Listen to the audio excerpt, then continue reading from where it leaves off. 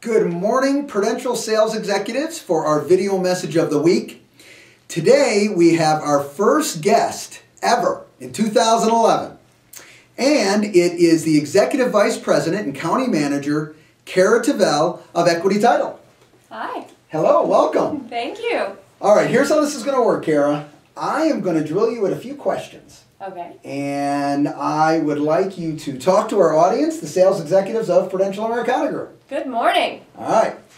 Let me ask you this. I mean, in thinking up some questions that I think would be relevant to the sales executives, one of it, taking out, all the fluff. Let's put some focus on Equity Title for a second. In your opinion, for a Prudential sales executive, what is the benefit?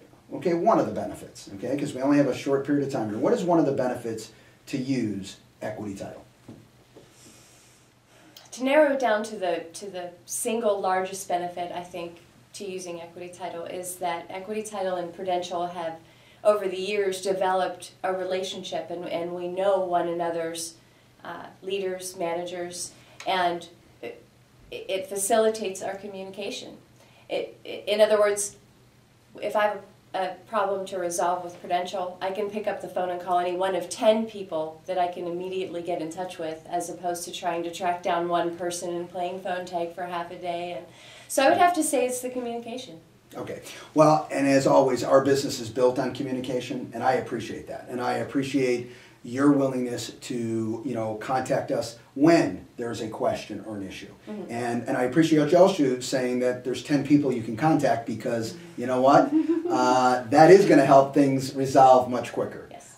For the sales executives as well as the company. All right, thank you. Give us some insight. I mean, we hear it from a real estate side, but give us some insight on short sales. What's going on with short sales? What do you see coming for 2011? I fully expect in 2011 that the closing ratio for short sales will remain up, but will remain a strong part of our market.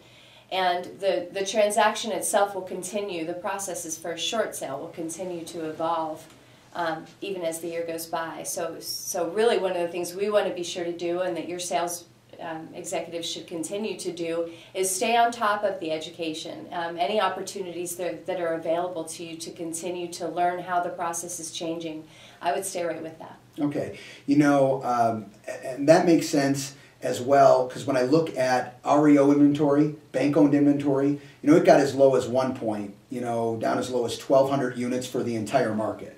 That ticked all the way up to about 3,600 units, and now has ticked back to about 3,200 units.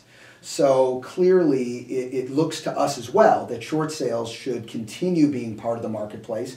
I will say, on another positive note, traditional listings, have picked up to now right around 30% of the marketplace, and have stayed pretty steady about that, going up and down along those lines as well. So that's a positive from our side. Yes. All right, I need to bring up a sensitive issue. Okay. Okay, and in the last approximately 6 weeks, Las Vegas have had 3 title companies go out of business. Now, forget about mentioning names. I'm not going to put you on the spot with that kind of stuff, but talk to me. A couple questions with this. One question is, if I'm a sales executive and I find myself in a situation where I'm having concerns, mental concerns that, that issue could be going on with a organization that I'm using, a title company that I'm using. What's my options? Well, the most obvious option is to transfer the transaction. If you feel like it's an option for you and you can get the principals to agree to do so, move it to an organization that you're more comfortable with at that time. But even with that being said, if you find yourself in a situation where the title company you're working with stops doing business and you run into a problem, there are ways to resolve it. You can work through the Division of Insurance. You can work through the underwriter, who is the person who will step up and take control of those funds at that point. So there are other options available to you. Okay, not to embarrass you, I want to, in front of all the sales executives at the company, to thank you personally. With these companies, I mean, we had, just laid out there, we had concerns on earnest monies for our clients. We had bounced commission checks for our sales executives, and we were able to call you and get insight on what we should do, who we should talk to. I know Darren really appreciates it, Forrest really appreciates it, because, you know, in these types of situations, we need to act quickly, and we need to know who's the best person to go to and how do we handle this. And, you know, some of these clearly still are not resolved, but at least we're talking to the right people, and boy, this can take a while. It can take a while. Funds can be tied up for an extended period of time depending on the circumstances. So, but, you know, it sounds like the underwriters take control of it and get involved, or the state, whoever it happens to be in that particular example, and they do eventually get it resolved, but it can be time consuming to unwind history on a trust account and release funds appropriately. Okay, well, we appreciate your insight on that, and I'm going to be blunt. If it happens again, we're going to call you. And I'll help you again. Okay, we really appreciate that. All right, in closing, we're going to have a great year in 2011? We're going to have a great year in 2011. I love it.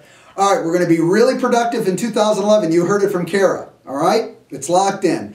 Have a great week, everybody, all right? And we'll see you next week. Bye-bye.